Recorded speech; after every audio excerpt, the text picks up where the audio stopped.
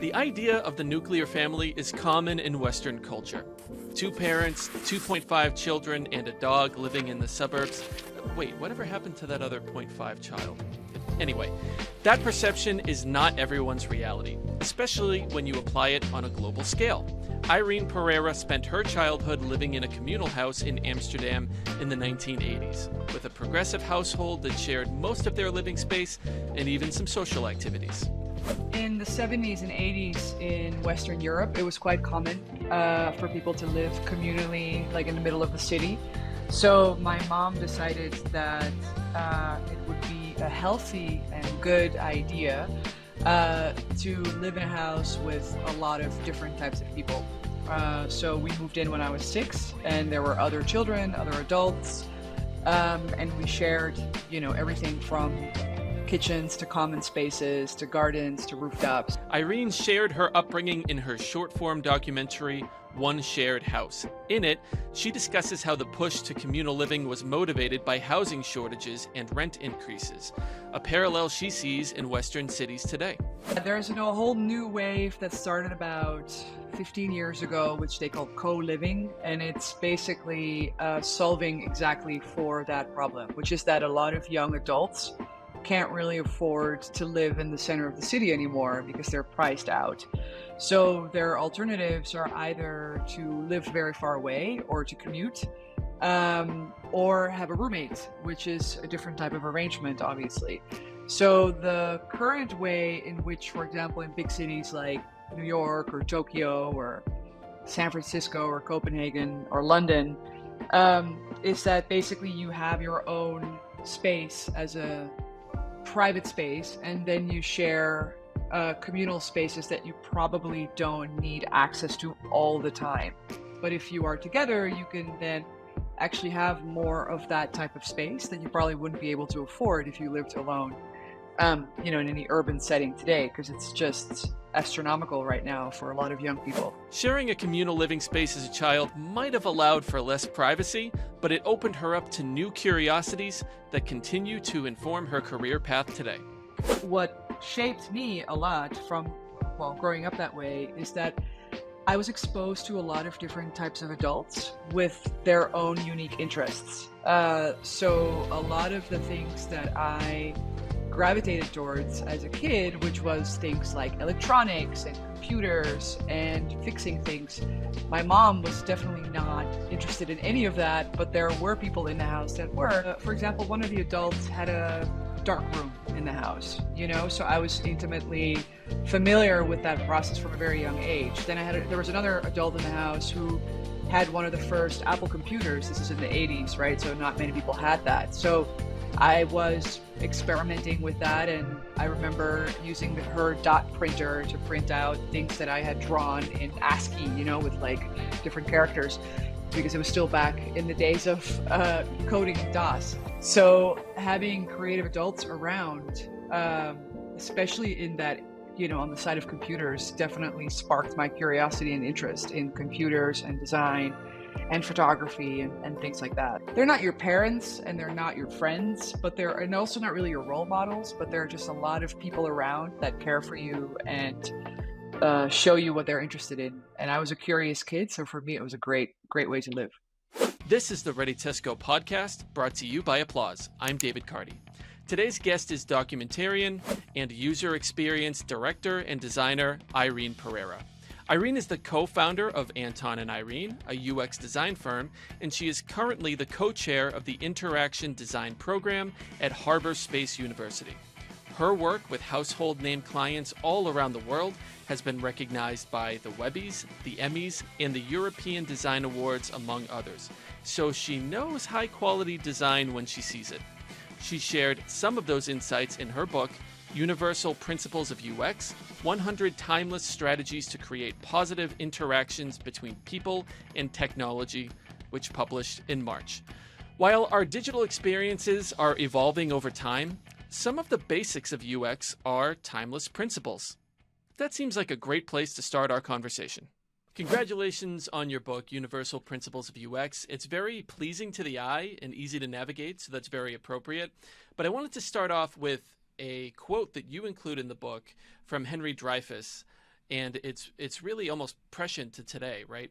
But let's get into that. Quote, when the point of contact between the product and the people becomes a point of friction, then the designer has failed. On the other hand, if people are made safer, more comfortable, more eager to purchase, more efficient, or just plain happier by contact with the product, then the designer has succeeded. It's unbelievable to me to think that that quote is 70 years old, from the same year that MIT introduced the first digital computer with random access memory and real-time graphics. So when you apply that Dreyfus quote to today's user experiences, what stands out to you? How does that translate to today? It's one-to-one, right? Like he was really talking about it from an industrial design perspective. But there's a reason why a lot of UX designers, especially if they work in-house at places like Meta or Google, call themselves product designers, right? Because we now see digital services and websites as products. So a lot of designers who work on the web or work for interfaces call themselves product designers. So in that sense, the work that we do isn't very different at all from the work that Henry Dreyfus did. It's just that his products were physical products and our products are virtual products. But the process that we go through in order to get to a good design that really resonates is identical. It really hasn't changed. And it's even to the point where you can compare it to the way architects erect a building, right? And how they design a building. It's even, the process of design is shared by a lot of different disciplines. Yeah, and the very first of your 100 timeless UX strategies is that the user comes first. And it's a simple concept, but one that many businesses seem to get wrong, developing products or features that maybe users don't want or are just confusing to use. How can organizations better communicate with their customers to improve the product? And do any real-world examples come to mind? Yeah, so I think the big problem with a lot of companies is that we tend to think that the products we make, whether it's your own product or you're working for a client, are for us, right? So we design things that we like with the things that we think matter, even to the point where it's like the colors that we like or that our wives or husbands like, right? And that's a big problem because we are not, most of the time, the audience for our products, right? So it's very important that rather than designing things that we think are great, that we actually try to understand what it is that the people want who will be using this product. And there are many different ways in order to, to make sure that you do that correctly. And, I can talk about that for hours, but it's basically as simple as just empathizing and understanding who these people are. And the easiest way to do that is to find these people and be around them and observe them and interview them and ask them questions, and really try to understand how this product will affect their life or influence their lives and what might help them in a way to either do it more efficiently or just easily, or also maybe even something that's totally invisible to them that feels so effortless that they don't think twice about it, right? But the only way we can do that is if we know who these people are and actually talk to them and not just, imagine what they might be like. Right. Don't make assumptions, basically. And now in the book, you get into the distinction between UI and UX. People often conflate the two. I've been guilty of that over the years. I'll try not to do that in this podcast here. But can you shed some light into the work that occurs in these two disciplines and how one or the other, or sometimes both, can fail the user's experience with a product? Yeah, so if you think of it as like maybe something that's more familiar to people, like the way an architect would work, right? An architect designs the blueprint, right, and designs the building. But they don't go in and paint the walls and arrange the furniture and decide what the inside looks like. That's where the interior designer comes in. So a UX designer typically is very similar to what an architect would do on a project. So you decide how big is this building? How many doors? How many floors? Where are the stairs? Obviously in a digital sense. So how many pages? How do we navigate through these pages? How do people travel through all this content or get to do the thing that they're trying to do as quickly and easily as possible. So similarly to how an architect at the end of this phase delivers a blueprint, UX designers deliver wireframes, which look quite similar to a blueprint. They're black and white wireframes, literally what it says. And then the UI designer comes in, and the UI designer then takes that blueprint and applies the brand. And the brand is made up of things like the colors and the typography, and making sure that the information hierarchy and the sizes and all of those things work across all these different screen sizes that we're working with. So both are very important. Both are needed. They're quite different disciplines, obviously. Typically also quite a different type of person who does that type of work with different types of skills and interests. However, as a caveat, there are companies where one person does both, right? And they are a UX/UI designer. And that really depends on, obviously, the organization and how big that organization is and how big, the thing is that, they're set out to design. So some people do both. I don't believe in that so much. It's a little bit like, jack of all trades, master of none, like it's good to have a very specialized discipline that you are very, very good at. And also it frees up your space and time and mind to maybe go that extra mile that you wouldn't be able to do if you had to really focus on both constantly all the time. Imagine if you're building, you just finished designing the building and now you have to go in and paint the walls and decide what carpet to put in. Like that's a whole other part of the process, right? It introduces more possibilities for mistakes along the way, right? If you have two individual people who specialize in those disciplines, they might be able to catch an issue that the other might miss, right? Yeah, and I think also you have a different, you have to advocate for different things in those two roles, right? So if you are a UX designer, you really have to advocate for, well, what does the user really want? And you have to make sure that you keep letting the team hear the user's voice, right? That we're not making random decisions that would negatively impact the user. Whereas the visual designer and the UI designer is far more interested in aesthetics, which is very important as well. And that's also very important that voice is heard in the meetings as well, right? That they can push for that. And the medium, the happy medium between the two is really where the magic happens, right? Where you have two people that feel very strongly about two very different things that both end up determining what the overall user experience ends up being for the final user. One of the pearls of wisdom in your book is attractive products are more usable. And that suggests that despite a sometimes fickle user base, right, that can be quick to abandonment, a high-end design can overcome some points of friction. The same goes for what you call unusual or surprising product experiences, which can resonate with the user in a profound sort of way. So what's the balance between beautiful products and usable products? You have to strike a balance there, right? Yeah, so the interesting thing is that in the world of web design in particular and app design, it's very heavily skewed towards ugly and usable. Like if you look at the majority of products, they're not beautiful at all, but they're very usable. Usability is king, right? And that's a mistake. And that's a mistake because we know actually from various studies that were done, and my favorite study was done in 1995 by two Japanese computer scientists, that aesthetics, actually, things that are beautiful, heavily impact our perceived usability of a product. So what do I mean by that? They did a study where they tested 26 different ATM interfaces, and they basically ranked them themselves from all the way to super usable but mega ugly to super beautiful but totally unusable, and then 24 in the middle that were sort of a gradation between the two. And when they asked participants to judge these interfaces on how usable they are, so not on how beautiful they are, how usable they are, the vast majority of them chose the beautiful yet totally unusable interfaces.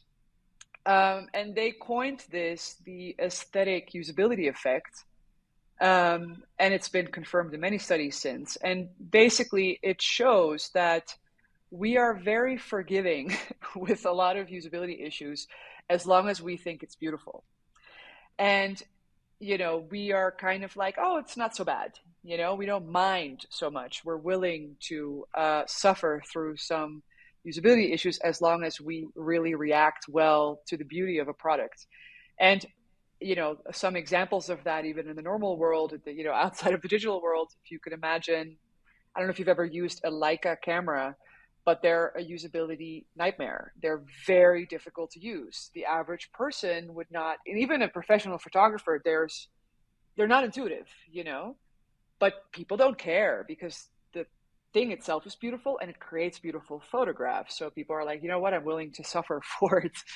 So one of the things that I think we need to get back to in our field is away from this wrong perception, which is, again, just not true. And unfortunate that it's constantly being sort of jammed down our throats, that usability is the most important thing, when in reality, beauty is the most important thing, because the more beautiful things are, the more usable we perceive them to be. Yeah, and this gets into my next question a little bit. A lot of today's web pages seem to trend toward, like you're saying, a bit more of a formulaic or a metrics-driven style, which, again, you write about in the book.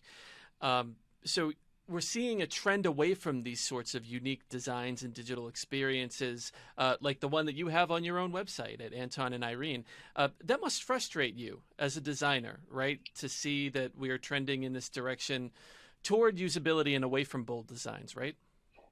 Yeah, and I think a lot of it has to do with the fact that it's a very young medium, and that a lot of people who are designing for the web don't have, um, for example, graphic design backgrounds. So they're not formally trained as designers, and they're just copying what everybody else is doing. And for me, it's a little bit like if you zoom out, and you think about the fact that people really have only been designing for the web for, let's say, the past 30 years, if we're being generous, 25, if we're being more realistic. The people back then who were designing for the web were computer scientists. Those were the people Yeah. that were creating the interfaces. So they had obviously very different goals when it came to, the creating a layout and things like that. They had a very different perspective, an engineering perspective, right? And it wasn't until graphic designers kind of became involved that you started to see some really cool experimentation happening. And this is like in the late 90s, early 2000s, where things were becoming, yeah, interesting visually, like let's try what we can do with this, see what we can do with this medium. But unfortunately, because the web is so easy to track in terms of clicks and likes and blah, blah, blah, blah, blah, it, it became quite difficult to try to experiment away from a formula that was already proven to work. So, because companies don't want to take the risk, and unlike an ad campaign where it's a bit difficult to gauge whether or not it really worked, right? On the web, you can literally track clicks. So for me, it's a little bit, because it's such a young medium, and I often compare our medium to architecture, which has had thousands of years and thousands of different expressions, right? I think right now we're in a little bit of the Bauhaus era of web design. So it's very like, cheap and fast and simple and for everyone. And, kind of what the tenets were of the Bauhaus architecture movement, to make it quick to build, cheap to build for everyone, with as little personality as possible, right? Because then you can't offend anyone. But just as architecture has since moved away from that, and we're now definitely in a more postmodernist, thank God, right? Like architecture style, where there are far more interesting buildings that are far more unique and expressive being built. I have a feeling that we will also get there again. This is just a phase. I don't think we can say the web is like this, because I have already seen it change so many times. And this has been the status quo since 2008, I would say. But that doesn't mean it's going to be the status quo forever, right? So yes, I'm ready for the boring Bauhaus web design to go away. Very interesting. Yeah, I'd be curious to see what the next phase looks like. I want to ask you about the section Manage Errors Effectively in your book. You put some of the onus on the UX designer to identify and even in some cases anticipate user errors. Now, this gets a little bit into the idea of shared responsibility toward digital quality, which we talk a lot about on this podcast. What is the designer's responsibility toward reducing errors, and how can understanding the user's needs help with error handling? I think the most important thing about errors from an interface perspective is that if there is an error, it's your fault as a designer. Basically, you failed, right? It's not the user's failing, it's you failing because you didn't anticipate what might happen. And it's a very, especially when they're, imagine you're trying to, I don't know, I'm sure you've tried that yourself, file taxes online, for example. It's a nightmare, right? And there are it's a very complicated flow. There's a lot of things can go wrong. So the person who has designed that flow really needs to sit down and basically understand every possible scenario where something might go wrong, every possible scenario. And that's a very big part of the project, right? And what tends to happen in a lot of projects is that that side kind of gets minimized because there's such a rush just to get the product out and people to use it. And that's really where 90% of the effort is, right? And then it's like, oh yeah, and then there's like a couple of error fields and let's just, leave it at that. But the best interface, basically, there are no errors, right? That's what you should really be striving for. And if there has to be some sort of error handling on the system side, then it's very, very important that the user can obviously self-diagnose what's happening, but also then get out of it themselves and not feel like they're stuck in an endless loop of errors and they don't understand why, For me, like one of my biggest pet peeves are things like, why do we have such insane password requirements for websites that don't even have any of our personal data? Like, what is the point of that, And it's like every password has a different, it's like, Jesus Christ, I have a whole list of of different passwords across the web that it's a nightmare to keep track of all of that. And that's something that, especially look, you and I, we're probably close to being digital natives, right? Maybe not entirely, but we're on the edge of that, right? Sure. I think Gen Z are the only ones that are true digital natives, but we're kind of like almost there, right? So we've been around technology for most of our lives. If I look at someone like my mom, right, who hasn't obviously been around technology her whole lives and is definitely not a digital native, every time she receives an error, it's like a panic, like she doesn't know what to do, and it's confusing. And so I think, the ambiguity of errors is very damaging, in particular for people that aren't super well versed with interacting with the internet. And that's not fair, because it should be accessible to all. So that's really the main thing about managing errors. Right, and you're touching on a really interesting area here. You wrote in the book about the importance of digital accessibility, which is something that we're passionate about here at Applause as well, but also the need to cater to people with different levels of digital literacy, like you're saying, like your mom, for example, and users up and down the age spectrum, from children to senior citizens, depending on who your target market is, I suppose, right? How can organizations approach this difficult task of catering to a sometimes wide spectrum of user abilities in a practical sort of manner? What's the path to success there? It's very difficult. It's one of the hardest things to do. And the first step is understanding who your audience is. So, for example, Snapchat is not catering to my mom, obviously. So if my mom doesn't know how to use Snapchat, that's fine, but something that is far more universal, like for example, booking your vaccine appointment or filing your taxes, right? Things that affects everyone on every layer of society, that's really where you need to be extremely diligent at making sure that you hit basically all levels of digital literacy, and you make it as easy as possible for digital immigrants to come in and also ambiently learn in a scaffolded way how to use the system, right? So that they're not having to read like a bunch of, I don't know, help pages in order to understand how to navigate through something. On the other extreme, of course, you have accessibility as it relates to various disabilities. And that's, again, unfortunately, and I write about that in my book, only 2% of all websites are accessible. And that's insane, right? So that means that people who are blind, people or have any type of visual impairment, or motor impairments or anything at all, basically are locked out from using 98% of the internet. And that's because there are no mandates for that. There are no legal requirements that force companies to make sure that things are accessible. The only exception to that rule is for governmental websites, where they do have that mandate.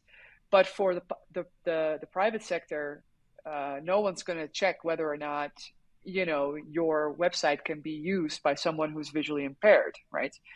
Which is kind of shocking because, again, if we compare it to physical buildings do have that requirement, right? You need it to be wheelchair accessible in order for it to be up to code. You can't just rent an apartment to someone with small doors, narrow doors, because a wheelchair has to be able to fit through it, right?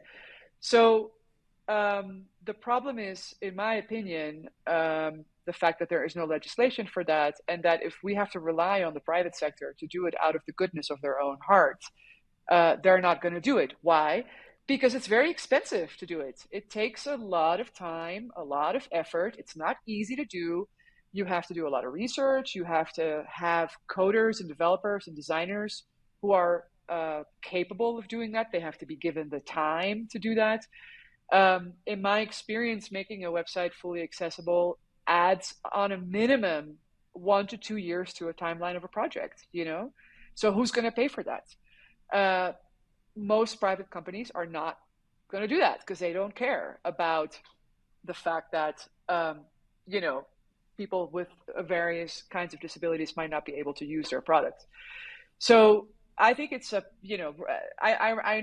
lived in New York for many years, and now I live in Europe. And luckily, at least in the European Union, there is now a mandate coming out that is going to force the private sector to basically make their products accessible. And that's a step in the right direction. But let's see if the US will follow soon.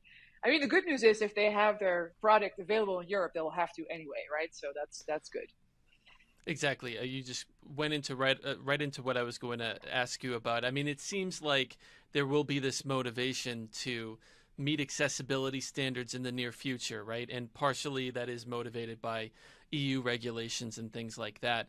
But in addition to that, making products more accessible benefits the usability of a product for everybody, right? I mean, features like closed captioning, things like that, contrast levels, different elements of accessibility ultimately help the usability for everybody, right? So you would hope that more organizations would be open to those kinds of designs. Totally. Yeah. And that's always our big argument whenever we push for accessibility, is exactly that. It's that accessibility is for everyone. It makes everyone's lives easier, right? Because if I can confidently use your interface with one hand because I'm holding a baby, I'm not disabled, but your accessibility guidelines and the way you've designed the product help me, right? So, and there are many examples of that. And I think it's just a lot of it honestly has to do with just reframing maybe the conversation and re-educating people a little bit on what accessibility actually means. Yeah, I mean, we're all, we've all had situations, I'm sure, where like our keyboard broke, we're like, oh God, what do we do now? So, and there's very easy ways with accessibility tricks, basically, to make people still be able to use the interface, even if their keyboard broke. And I've definitely been in that position, having to try to use an app while holding a baby, and it is not easy. Yeah. I will confirm that. Yeah. Irene, what is your definition of digital quality? Beauty. Simply put, I love it. Yeah. What is one software testing trend or digital quality trend that you find promising? Ooh, digital quality. I think that's, I don't like any of them, to be very honest. I think they all are flawed in their own way. I think nothing beats actually talking to real human beings one to one and observing them in their own environment. Um, yeah, I believe much more in the sort of anthropological, social sciences approach to that than any kind. I don't think any software can replicate that. What is your favorite app to use in your downtime? Wikipedia. Yeah. It's been Wikipedia since Wikipedia came out. Like I look at that. I mean, I'm a very curious person, and my partner always jokes about it. He's always like, well, someone will mention one thing, and you'll immediately go to Wikipedia to like read the whole Wikipedia page about it. But I think if there's one thing that like I really hope never goes away, I think Wikipedia is amazing. I think it's the best thing we've ever done as a society. I'm so impressed by it, and I learned so much from it. It's Wikipedia 100%. And it's very easy to go down the Wikipedia rabbit hole. Just keep clicking to the next thing. So Amazing. Yeah, I've been there before, that's for sure. And finally, what is something that you are hopeful for? I guess this is maybe a bit counterintuitive considering the job that I do, but I wish we would use technology less. I think we are overly reliant on technology, and not everything needs to be an app, and not everything needs to be digitized. In fact, most things don't. And one of my pet peeves now still is that, it's been 3 years since COVID, and we no longer have menus. Now we have to scan the QR code. And it's just so sad, to be in a restaurant and scan a QR code, because then everyone immediately is on their phones, and that's just not a nice way to start a dinner. So I wish there would be fewer digital services, that we only have the ones that we really need, and we get back into actually spending time with each other, and enjoying things in our real world, and not trying to make everything in this virtual space. Well, Irene, I appreciate you sharing this digital virtual space with me today and joining us for the podcast. Thank you so much. Thanks, David. I really appreciate it. Thanks. Thank you to Irene Pereyra for joining us. You can find a link to her book, Universal Principles of UX, 100 Timeless Strategies to Create Positive Interactions Between People and Technology, in our podcast notes. Thanks to our producers Joe Stella and Sam Susala, and our creative team, including Megan Golick and Carly Searles. Subscribe, drop a comment, leave a review, or just let us know what you think about the podcast by emailing at podcasts@applause.com. So long.